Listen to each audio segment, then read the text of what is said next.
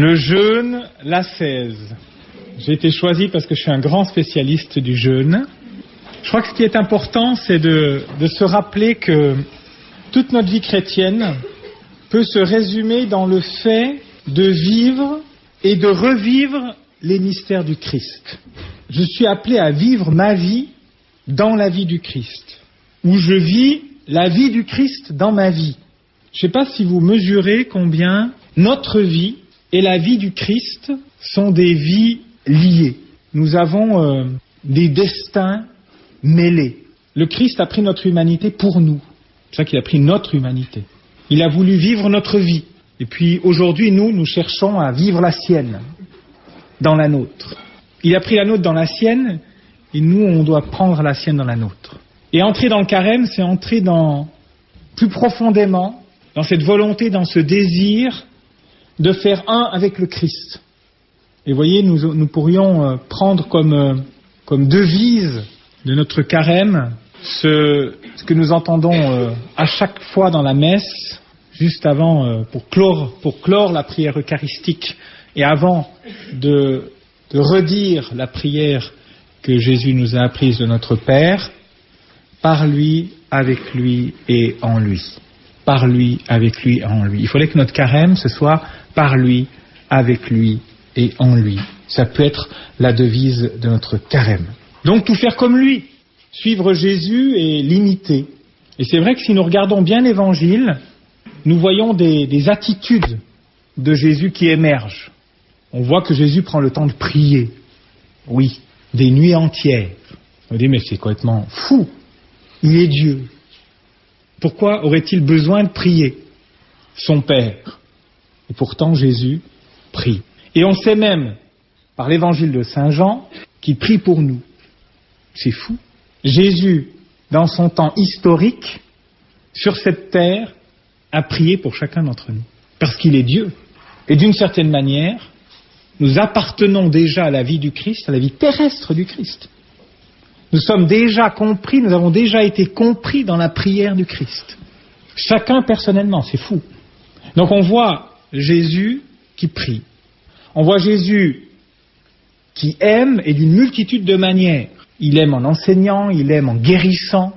L'Évangile se plaît à nous raconter les miracles de Jésus. Et il en a fait. Pour toutes sortes de catégories de personnes. Comme pour manifester cet amour à l'égard de quiconque. Et puis on voit aussi Jésus jeûner. Encore une fois, on peut dire, mais à quoi ça sert? Il est Dieu. Nous, on peut encore comprendre que dans notre vie, nous ayons à nous priver, que nous ayons à nous racheter, parce que nous sommes pécheurs.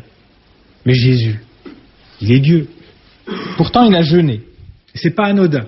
Jésus a passé de longues nuits en prière, il a passé 40 jours dans le désert à jeûner, et il a manifesté son amour pour le Père et pour les hommes en donnant sa vie sur la croix. Alors c'est vrai que le jeûne, c'est un peu par mode dans l'Église. Il y a eu des périodes de faste, si je puis dire, pour le jeûne, et d'autres moins fastes. Mais ce qui est vrai, c'est que l'Église a toujours prôné le jeûne. À certaines périodes de l'Église, et si vous avez encore une arrière-grand-mère à proximité de vous, pour y aller l'interroger, pour savoir quelles étaient les prescriptions de l'Église en matière de jeûne quand elle était jeune. Et il y en avait de toutes sortes. Alors vous avez encore ces prescriptions de jeûne pratiquées aujourd'hui dans les monastères contemplatifs, chez les carmélites, chez les chartreux, avec des règles assez complexes sur ce que l'on peut manger ou ce qu'on ne peut pas manger, sur est-ce qu'on a droit aux œufs, au lait, etc., etc. Et des trucs qu'on a toujours droit, le céleri, des trucs comme ça, on a toujours droit. Bon, ça c'est dommage, mais c'est comme ça. Ce serait bien de pouvoir jeûner, mais en choisissant ce qu'on jeûne, n'est-ce pas? Et c'est vrai que depuis quelques décennies, le jeûne a perdu de son attrait chez les fidèles, probablement qu'il était pratiqué avec un peu d'excès avant, ou sans être suffisamment compris. Vous savez que souvent il y a des effets de balancier. Quand on va dans un excès, on va passer dans l'excès inverse au bout d'un certain temps. Je suis pas sûr qu'on ait jeûné avec excès dans l'église pendant tout un temps, mais je pense qu'on n'a pas assez bien compris le sens du jeûne. Et donc, quand on ne comprend plus pourquoi on fait les choses, on risque de les abandonner. Et donc, le jeûne est un peu passé à la trappe. Il était vu comme un peu désuet, arriéré. Pourtant, depuis quelques années, je ne sais pas si vous le mesurez, vous êtes jeune, donc c'est peut-être pas facile, il y a peut-être moins de recul, mais on voit que le jeûne reprend une certaine place dans la vie de l'Église.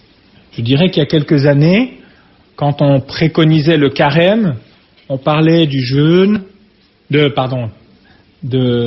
la prière, on parlait de l'amour fraternel et on parlait du partage. Partage. On insistait plus sur le partage que sur le jeûne. Aujourd'hui, ça reprend de la place. Alors, c'est pas toujours motivé par la foi dans le Christ.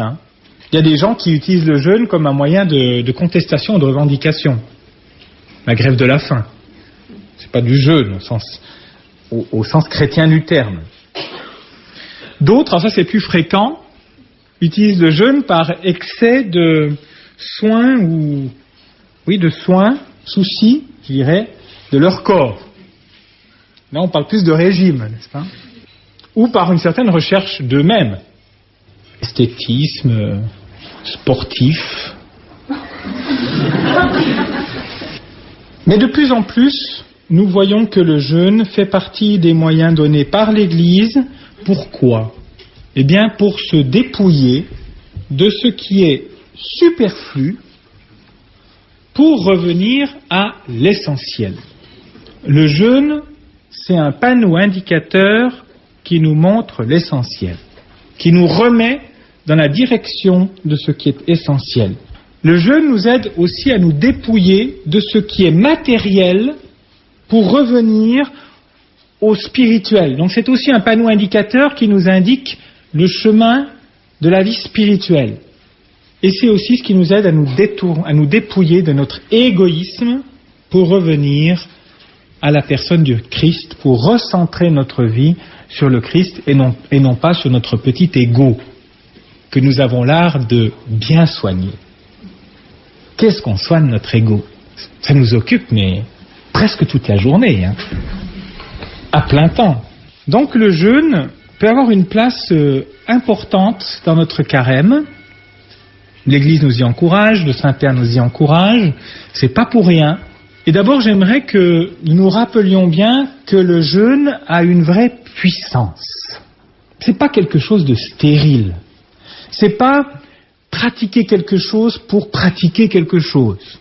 Ou pratiquer le jeûne pour se donner bonne conscience. Le jeûne est un moyen puissant. C'est déjà vrai si on regarde le jeûne de celui qui fait une grève de la faim. Il y a une certaine puissance dans la grève de la faim. Ça fait plier des gouvernements. Des gens très forts ont plié devant une grève de la faim. Alors c'est pas dans cet esprit qu'il faut nécessairement jeûner, n'est-ce pas, pour faire plier Dieu. Mais nous avons plusieurs passages de l'Écriture sainte, que ce soit dans l'Évangile ou dans les Actes des Apôtres, où on nous laisse entendre que le jeûne porte en lui-même une grande puissance. Pour aller voir dans le chapitre 17 de Saint Matthieu, au verset 21, il s'agit de la guérison de l'enfant muet, possédé. Et là, on se trouve face à la présence donc démoniaque dans cet enfant. Son mutisme est la conséquence de cette présence démoniaque. Et Jésus dit, justement dans le verset 21, « Quant à cette sorte de démon, elle ne sort que par le jeûne et la prière. » Et on retrouvera ça à plusieurs endroits dans l'Écriture, en particulier dans les Actes des Apôtres, où effectivement, face au démon, face à Satan, il nous est clairement dit que nous n'obtiendrons la victoire que par le jeûne et la prière. Il y a une sorte de puissance de levier dans le jeûne, comme dans la prière. Dans la prière, on en est plus convaincu. On sait que Dieu nous exauce quand nous prions et quand nous savons demander quelque chose de bon, plutôt de nécessaire, de vital, et en premier la foi, l'espérance et la charité, qui est essentielle pour notre vie. si nous savons demander ça au Seigneur, et si nous savons nous le demander en son nom, eh bien, nous serons exaucés. Nous sommes exaucés. Il n'y a pas de doute là-dessus. C'est partie de notre foi. D'accord ? Par contre, le jeûne, on voit moins bien quel est son rôle. C'est important de se redire que pour Jésus, c'est très clair. S'il a jeûné, c'est pas par esthétisme, c'est pas pour ses biceps, c'est pas par coquetterie, mais c'est parce qu'il est entré dans un combat contre Satan. Il jeûne au désert. Et le jeûne porte en lui-même, je dirais, la puissance de la victoire. Dieu exauce celui qui jeûne. On peut retenir ça. Dieu exauce celui qui jeûne. Ça devrait nous faire déjà un tout petit peu envie de jeûner. Tout petit peu. Donc voilà, pour vraiment insister, on pourrait étayer ça plus longuement, mais ça ne sert à rien. Quand on a compris qu'effectivement le jeûne a une puissance en lui-même, Dieu donne une puissance à ce jeûne, il va exaucer celui qui jeûne, on voit bien qu'on n'est pas face à une pratique stérile, une pratique conformiste, ou une pratique doloriste. C'est le carême, donc il faut bien que je me flagelle un peu, il faut bien que je me fasse un peu souffrir, donc il faut bien que je jeûne un peu ou je me prive. Et ça, c'est encore si on raisonne comme ça simplement, on est encore dans de l'égoïsme. L'égoïsme, ça peut être aussi bien pour se faire du bien que pour se faire du mal. Il ne faut pas que le jeûne soit un instrument pour se faire du mal, par égoïsme, encore. Donc le jeûne a une certaine puissance. Si on regarde un peu plus près dans l'Écriture sainte, on se rend compte qu'il y a 4 types de jeûne. Il y a le jeûne de repentance. J'ai un péché à me faire pardonner. Bon, vous avez plein d'exemples dans l'Écriture. Par exemple, David. David a fait des petites bêtises. Enfin, une grosse, disons. Il était allé à prendre la femme d'un autre. Et pour avoir cette femme, il l'a tuée. Uri le Hétite. Quand David prend conscience de jusqu'où il est allé dans le péché,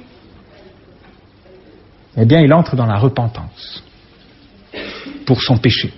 Et il va se mettre à jeûner. Donc le jeûne de repentance. Il y a le jeûne ensuite d'intercession, pour demander des grâces pour d'autres. J'appuie ma prière par le jeûne. Donc je montre au Seigneur mon insistance dans ma prière. Je désire vraiment qu'il me donne sa grâce ou qu'il la donne à quelqu'un d'autre. Et donc j'appuie ma prière d'un jeûne, le jeûne d'intercession. Il y a aussi le jeûne de préparation, avant tous les grands événements. Dans la foi des Juifs, on préparait les grands événements dans le jeûne. Et on a gardé cette tradition. On prépare Pâques. Le carême, c'est pas le carême pour le carême. C'est pour Pâques. Pour célébrer, se préparer à célébrer ce grand événement de la mort et de la résurrection du Christ. On se dispose, et vous savez très bien, la joie intérieure que l'on éprouve, que l'on vit à la vigile pascale. Quand on s'est bien préparé. Les séminaristes savent bien la différence quand on vit un carême dans le monde ou un carême au séminaire. La vigile pascale n'est pas tout à fait la même.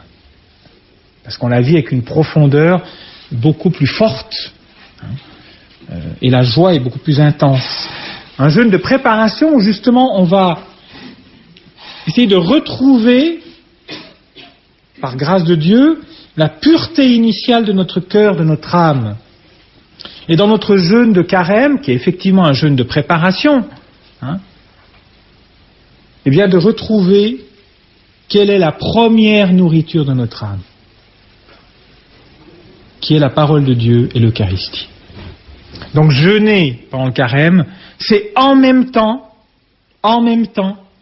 lire la parole de Dieu, communier, adorer. Jeûner pour jeûner, ça n'a aucun sens. Je jeûne des nourritures terrestres pour redonner la priorité aux nourritures spirituelles pour mon âme. Donc je me gave de la parole de Dieu. Je me gave du corps du Christ dans la communion et dans l'adoration. Mais oui, c'est pas jeûner pour jeûner, c'est jeûner pour se gaver, mais d'autres choses. Un jeûne de préparation. Et le quatrième type de jeûne, c'est le jeûne de deuil. Le jeûne de deuil, c'est ce jeûne lorsque nous sommes dans l'attente, dans la veille, qu'il nous manque quelque chose et que nous attendons. Nous attendons quelque chose. Vous savez, cette fameuse réplique, ce passage de l'Évangile, vous trouvez en Marc, chapitre 2, verset 19, où il se pose la question du jeûne. Les pharisiens viennent au-devant de Jésus en disant « Mais pourquoi tes disciples, ceux qui te suivent, ils ne jeûnent pas ?» Et Jésus de répondre « Tant que l'époux est là, ils n'ont pas à jeûner. Mais un jour viendra où l'époux leur sera enlevé, alors ils jeûneront. » C'est le jeûne que nous pratiquons le mercredi des cendres et en particulier le vendredi saint. Nous sommes dans l'attente de celui qui n'est pas là, qui n'est plus là. Nous attendons donc, nous attendons avec tout ce que nous sommes et nous faisons aussi attendre notre corps en jeûnant. Quand on attend quelqu'un de cher qui doit arriver à la maison, imaginez quelqu'un de cher que vous aimez, que vous n'avez pas vu depuis une année. C'est le retour, il va revenir. Il a un peu de retard. Imaginez, vous n'avez pas commencé à prendre l'apéritif tout seul. Mais non, vous allez attendre, jusqu'à ce que cet être aimé arrive. Vous n'allez pas vous mettre à table tout seul, il y a 5 minutes de retard, tant pis, je mange tout seul, puis il mangera après. Mais non, on attend, on veille, on jeûne. Par amour, vous voyez, pour justement pouvoir accueillir vraiment ce qui nous manque. Et le corps participe de ça. Il accompagne notre âme. Notre corps et notre âme sont unis. Donc il est bon que notre corps sente aussi cette attente. Donc 4 types de jeûnes. Le jeûne de repentance, pour le pardon de nos péchés. Le jeûne d'intercession, pour appuyer notre prière, pour demander des grâces. Le jeûne de préparation, pour remettre notre âme en phase avec ce qui est le plus important pour elle, à savoir la parole de Dieu et l'Eucharistie. Et le jeûne de deuil, de vigile, de veille, d'attente, pour la venue du Christ. Notre carême, notre jeûne du carême, c'est ces 4 types de jeûne. Bien sûr. Je pense que nous sommes tous pécheurs. Si nous n'en sommes pas bien conscients, vous allez prendre un petit peu de temps ce soir pour l'adoration pour y réfléchir. Je pense que c'est assez clair. Donc nous avons tous des péchés à nous faire pardonner. Alors bien sûr, nous sommes habitués à nous confesser, patati patata. Très bien. Et c'est pas mal aussi de prendre parfois la mesure qu'il ne faut pas trop s'habituer aux péchés. Et qu'il y a peut-être des péchés qu'on a commis qui sont graves, qui mériteraient un petit peu d'ascèse de notre part, de réparation. Enfin, on a besoin de sentir que ça fait un petit peu mal, pour se dire qu'on va peut-être pas recommencer. Dans le jeûne, il y a quelque chose d'un peu pédagogique aussi. Et puis, dans notre carême, il y a ce jeûne d'intercession, dans le sens où on ne vit pas son carême perso. Et vous voyez, le Saint-Père nous donne un message d'ouverture du carême. Il nous demande d'entrer avec toute l'Église dans le carême. Donc nous sommes solidaires les uns des autres. Si vous faites bien votre carême, nous, la communauté Saint-Martin, on va en tirer profit aussi. Et réciproquement. Nous sommes tous solidaires. Donc nous marchons ensemble vers Pâques. Et donc nous avons aussi ce jeûne d'intercession. Nous, on va aussi jeûner pour que vous deveniez plus saints. On peut jeûner pour que le Seigneur vous donne la grâce de vous éclairer sur votre chemin de chrétien, de chrétienne, sur votre vocation, sur les défis qui se posent à votre vie, sur les questions qui vous habitent. Et puis ce jeûne qui nous fait augmenter le désir. C'est sûr qu'on sent bien, un carême sans chocolat, la première semaine ça va, la deuxième semaine, on est là, petit œuf de Pâques. Mais oui, ça augmente le désir. Puis on va apprécier d'une autre manière. Avant, on a l'habitude de s'empiffrer de chocolat, on ne se rend même plus compte. Puis après, le tout petit œuf, là, il devient tout de suite il prend une saveur nouvelle. Hein? Et oui. Voilà, donc le jeûne est très présent dans l'Écriture sainte, hein, et il a un sens. Il a 4 sens que je viens de vous décrire. Pourquoi jeûner? Je reviens là-dessus.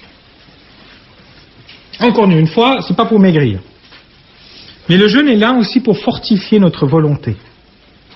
Dans la volonté au sens le plus profond du terme. Quel est l'acte que nous avons à poser, qui est l'acte le plus important de notre vie? C'est d'aimer.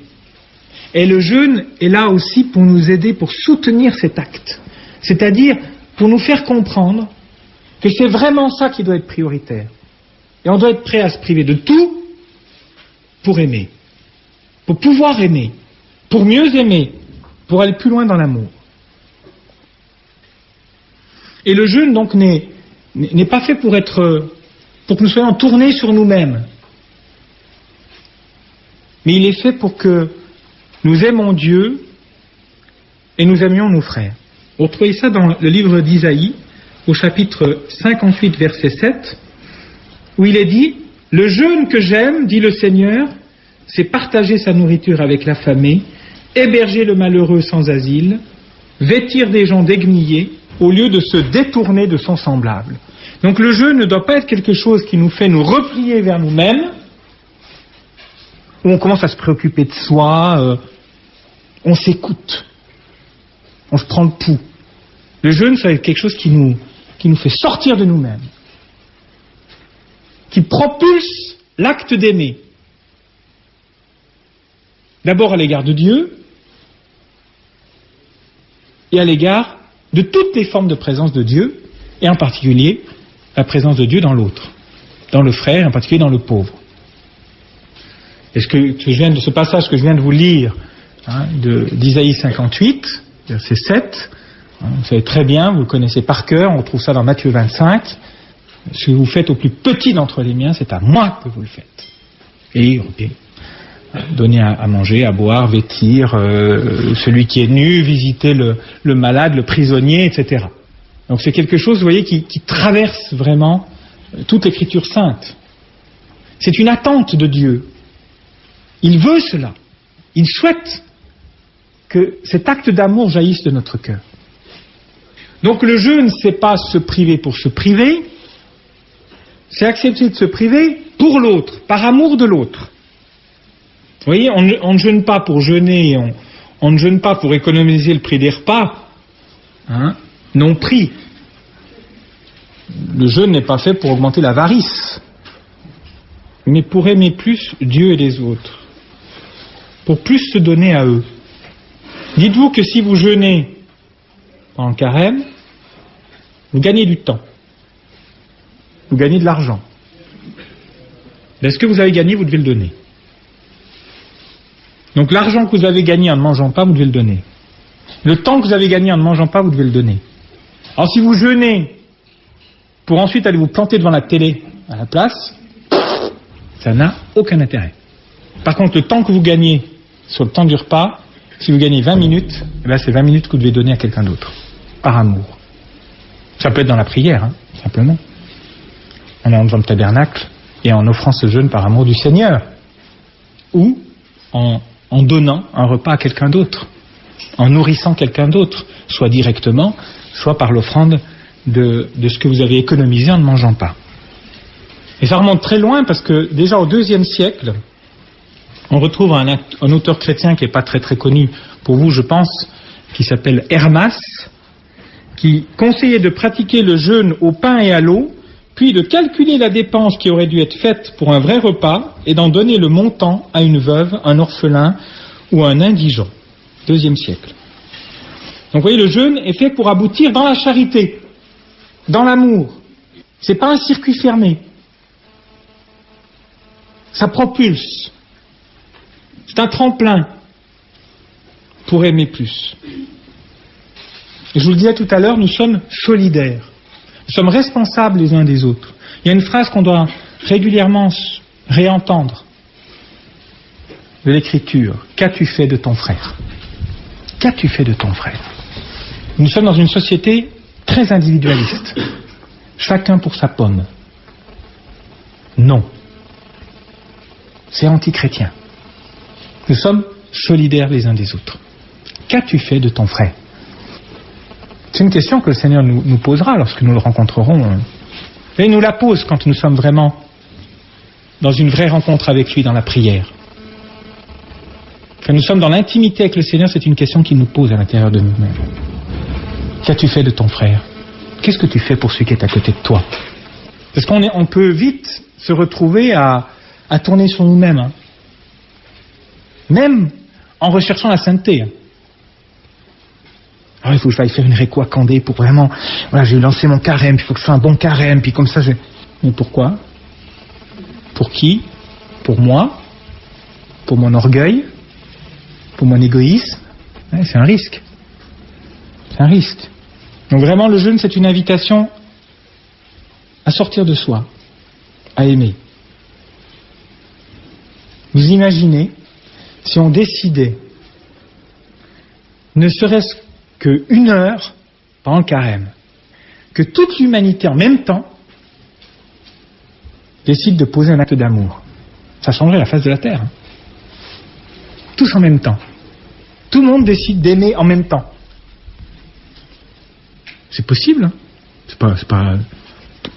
En soi, c'est tout à fait accessible. Si on était vraiment solidaire, hein, dans l'amour, notre monde irait, notre société peut aller très loin. Mais l'individualisme nous plombe.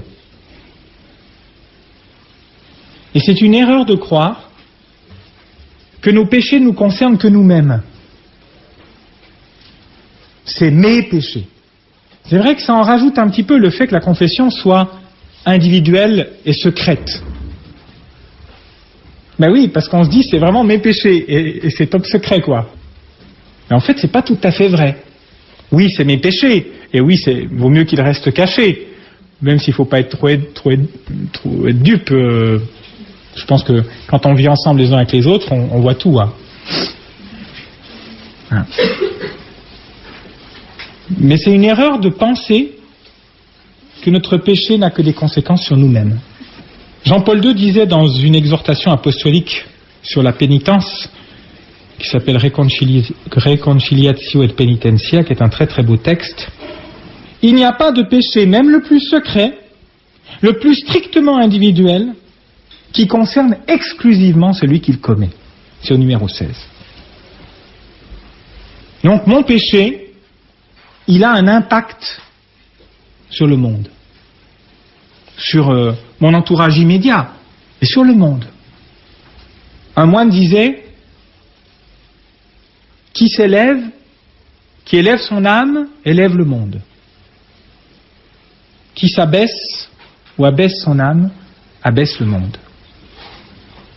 Et cette absolue solidarité, n'est-ce pas? Dans la sainteté ou dans le péché. Et donc, la dimension de jeûne ou d'ascèse dans notre vie n'est pas seulement quelque chose de perso. Ça contribue aussi à élever le monde.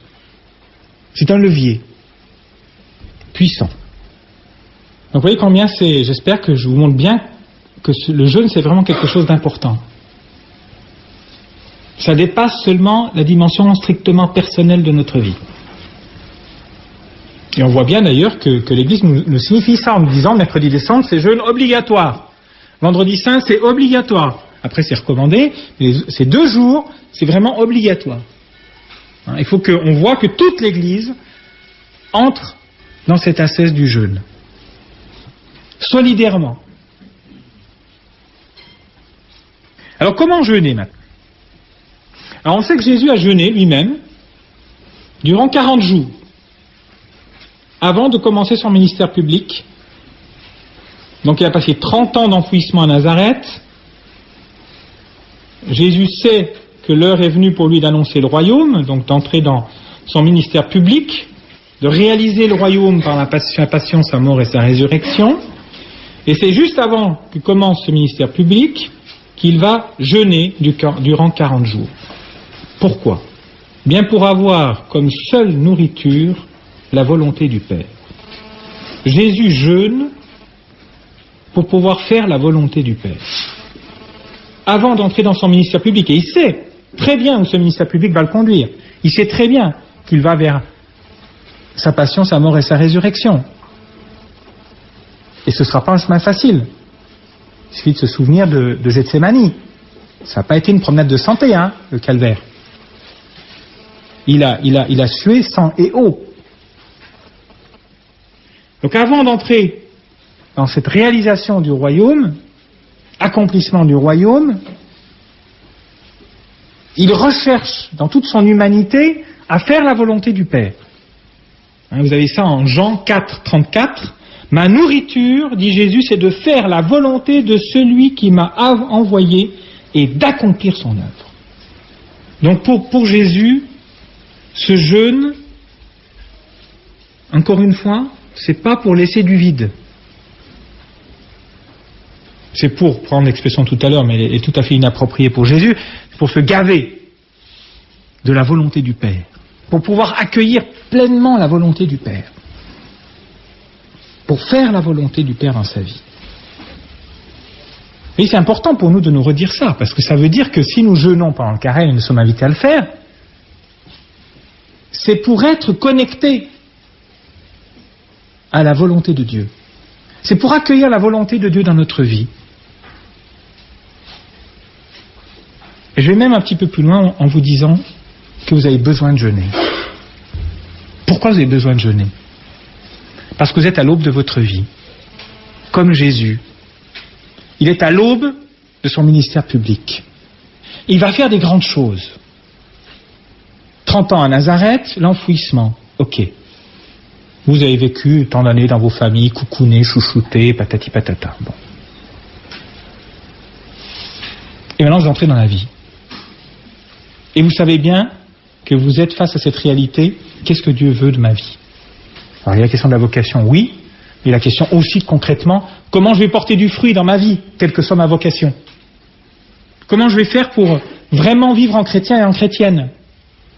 Et pas que ce soit simplement une sorte de saupoudrage dans ma vie, je t'en fais un petit tréco à Candé, ça me donne bonne conscience, et puis voilà. Donc vous avez besoin de jeûner parce que vous êtes comme Jésus à l'aube de quelque chose d'important. Et donc vous avez besoin de jeûner pour accueillir profondément en vous la volonté de Dieu, la volonté du Père. Et on voit bien que Jésus demande à ce que ses disciples se mettent aussi à jeûner à sa suite. Et il leur enseigne même comment jeûner. Et vous connaissez ce passage que vous allez entendre au début du carême. Je crois que c'est déjà dès le lendemain, je crois que c'est le jeudi. Donc dès après la mercredi des cendres, paf, le jeudi, normalement si je ne me trompe pas, vous allez entendre: quand vous jeûnez, ne vous donnez pas un air sombre comme les hypocrites. Ils prennent une mine défaite pour que les hommes voient bien qu'ils jeûnent. Le jeûne peut nous faire gagner dans l'orgueil. Regardez-moi comme je jeûne bien. En vérité, je vous le dis, ceux qui font ça tiennent déjà leur récompense. Pour toi, quand tu jeûnes, parfume ta tête et lave ton visage, pour que ton jeûne soit connu non des hommes, mais de ton Père qui est là dans le secret, et ton Père qui te voit dans le secret te le rendra. D'accord? Donc quand Jésus enseigne à ses disciples le jeûne, il leur demande le secret, la discrétion. Ne vous vantez pas de jeûner. Le jeûne, ce n'est qu'entre vous et le Seigneur, avec l'intermédiaire quand même de votre directeur spirituel. Parce qu'il faut faire attention sur le jeûne. Satan peut vite, c'est un combat au désert, donc Satan y est. Et il aura vite fait de gonfler votre orgueil. Si vous jeûnez bien, vous serez tout orgueilleux. Vous savez que Saint François d'Assise, qui savait mettre le paquet sur l'ascèse, c'était pas un rigolo. Il s'était mis à jeûner. Parce que François d'Assise est dans cette optique, je fais tout comme Jésus. 40 jours de jeûne au désert, j'y vais pour 40 jours. Et figurez-vous qu'il se rendait compte qu'il y arrivait. 37 jours, 38 jours, 39 jours, il restait un jour. S'il jeûnait ce 40e jour, il était à égalité avec Jésus. Saint François d'Assise a arrêté de jeûner le 39e jour pour ne pas se mettre à la hauteur de Jésus. S'il avait réussi à jeûner, il aurait pu, il était très bien inspiré d'arrêter au 39e, autrement il serait tombé dans l'orgueil. Et tout aurait été perdu. Satan aurait gagné. Et pourtant, il aurait quand même jeûné 40 jours. Comme ça, c'est subtil.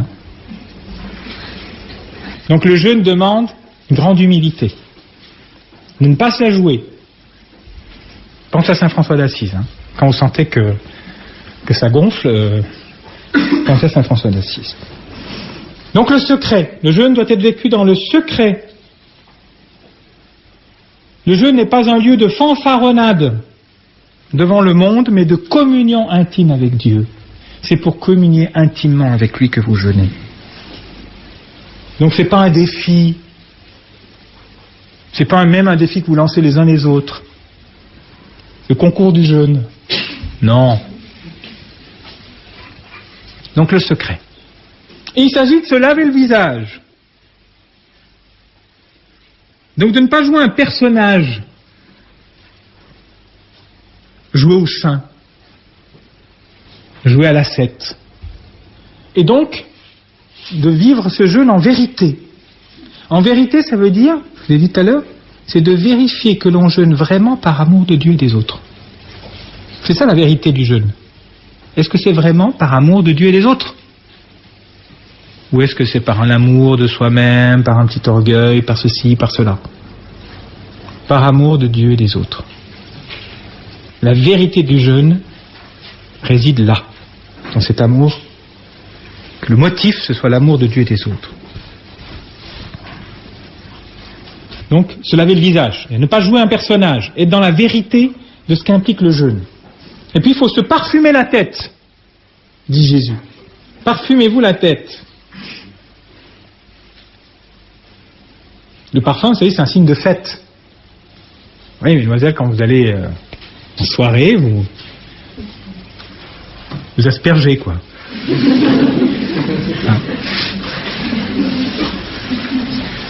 Eh bien, jeûner doit être une fête, justement. Vous parfumez le visage, parfumez la tête, parce que le jeûne est une fête. C'est une joie que de jeûner. Ne jeûnez pas tristement. Ce serait une erreur.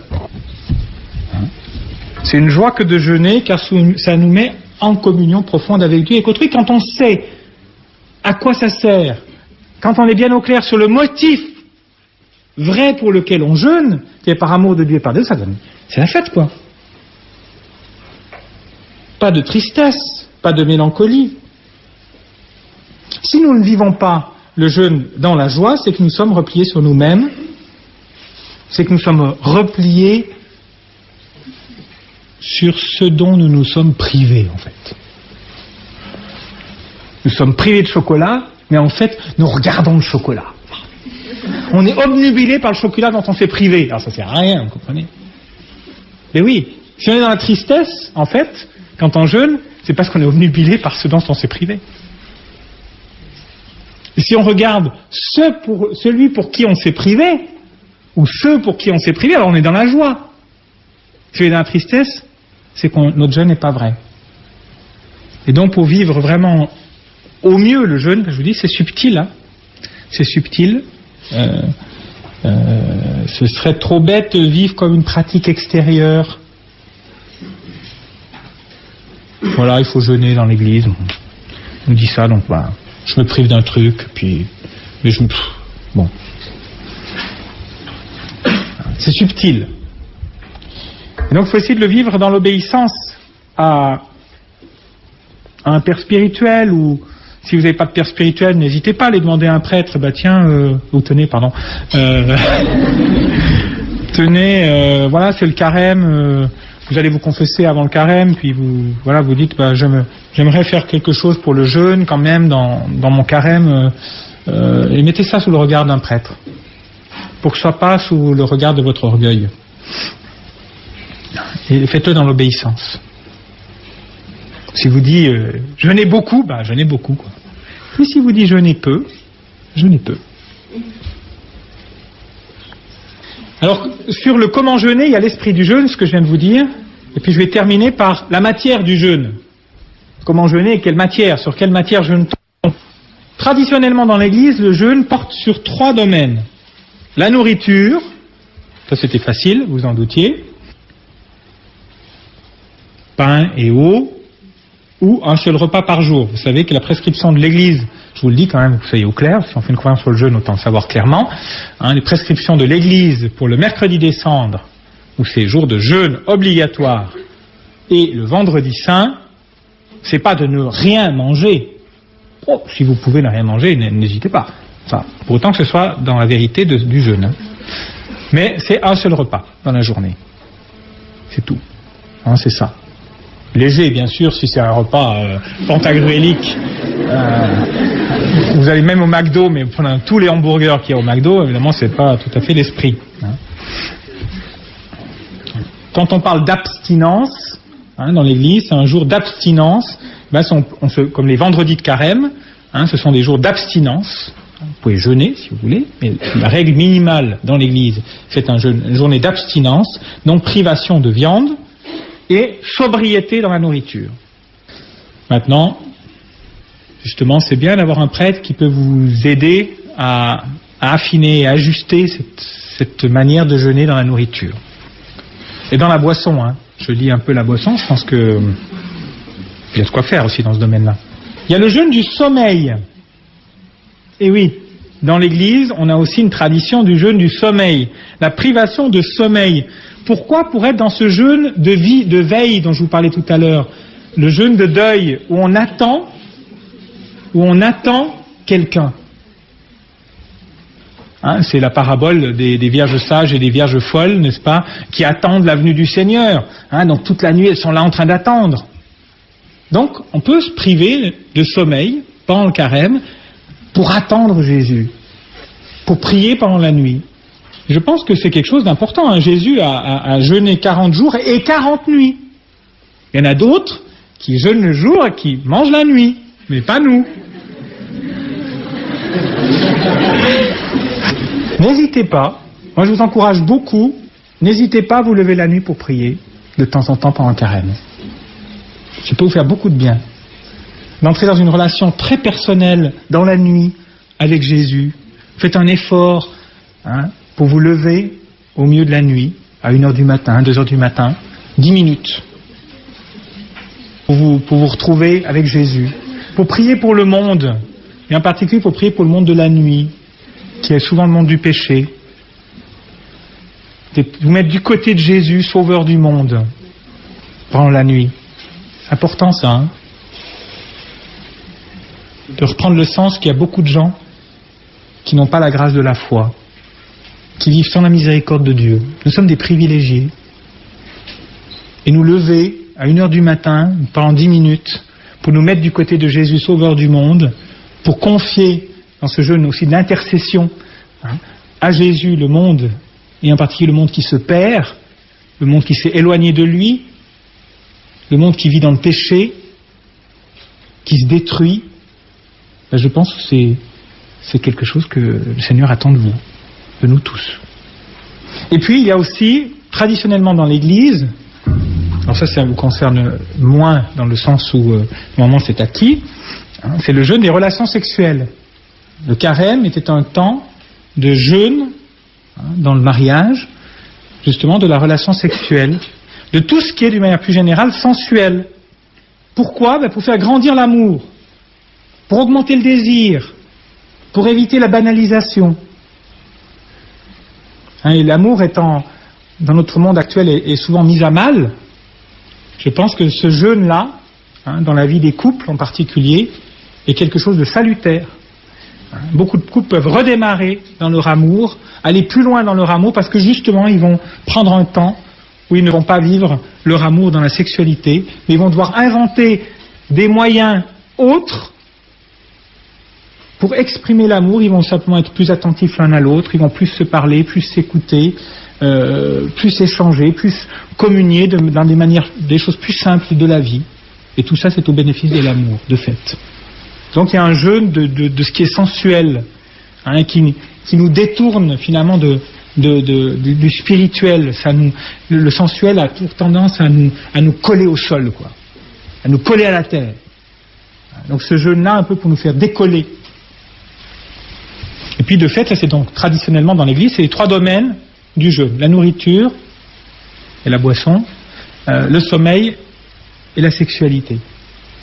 Et puis, dans une vision plus moderne, là, vous pouvez imaginer, vous voyez bien, toutes les possibilités de jeûne qu'il peut y avoir dans votre vie, les choses matérielles, cigarettes, télévision, Internet, Facebook, et tout ça.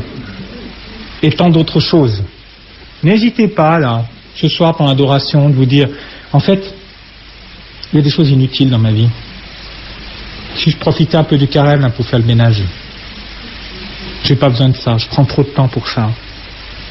Ça me détourne trop des relations avec les autres, la relation avec Dieu, etc. N'ayez pas peur de faire un petit bilan là, ce soir dans votre adoration, en vue de votre confession, en vue de vos résolutions de carême, pour donner une ligne, du souffle à votre carême. Vous savez, on est tous là, hein. On a trop de choses qui nous encombrent. Beaucoup trop de choses. On se noie dans des choses qui n'en valent pas la peine. Revenir à l'essentiel. Ce qui compte vraiment. Qu'est-ce qui compte vraiment dans ma vie? Qu'est-ce qui compte vraiment dans mes journées? Voici la nouvelle alliance que je conclus avec